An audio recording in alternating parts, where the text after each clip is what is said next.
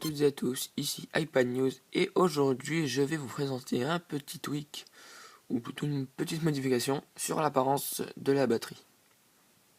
Donc là vous voyez la batterie elle a un peu changé.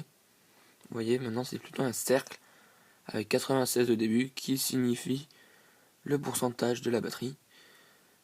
Et ce cercle en fait vous voyez là il est à peu près tout blanc et plus la batterie diminue plus le cercle s'effacera. Donc cette modification, hop, elle s'active de partout, dans le lock screen, dans le centre de notification aussi, et même dans les applications. Donc ça apporte pas grand chose, mais je trouve que ça fait un peu déjà un peu plus joli.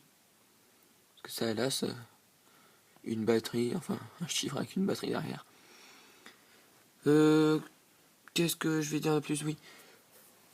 Quand vous jouez une vidéo, bon là je vais pas la jouer parce que sinon ça va m'enlever la voix. Normalement là, vous voyez là, normalement il y a une petite, vous savez le symbole pause et play qui se met devant, bah là ça se mettra derrière, vous le verrez de vous-même. Après quand l'iPad est en charge, quand vous branchez votre iPad, bah en fait il n'y a vraiment pas de modification.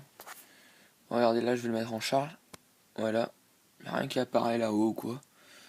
À part sur le lock screen vous verrez, regardez, je vais le débrancher, je le remets en charge. Voilà, c'est 96% chargé. Ça fait rien de spécial. Bon, je vais vous montrer comment l'avoir. Vous allez dans Cydia, recherche. Oh, bah j'avais dû rechercher. Vous tapez live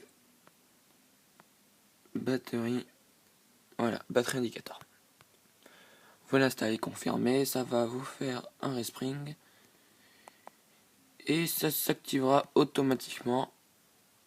Pas besoin d'aller dans Winterboard ou même dans Général. Mais dans Général, vous allez voir une catégorie, voilà, Live Battery Indicator. Ça sert pas à grand chose. Moi, j'ai pas vu une. Enfin, surtout pour ça, pour l'instant, il y a rien à activer, rien à désactiver. Après, par contre, vous allez voir dans Winterboard, il y a un thème. Enfin, plutôt, ouais, un thème qui porte le nom de Live Battery Indicator, mais lui non plus ne sert pas à grand chose. Parce qu'au départ, il est désactivé. Quand je l'ai activé, j'ai vu aucune modification.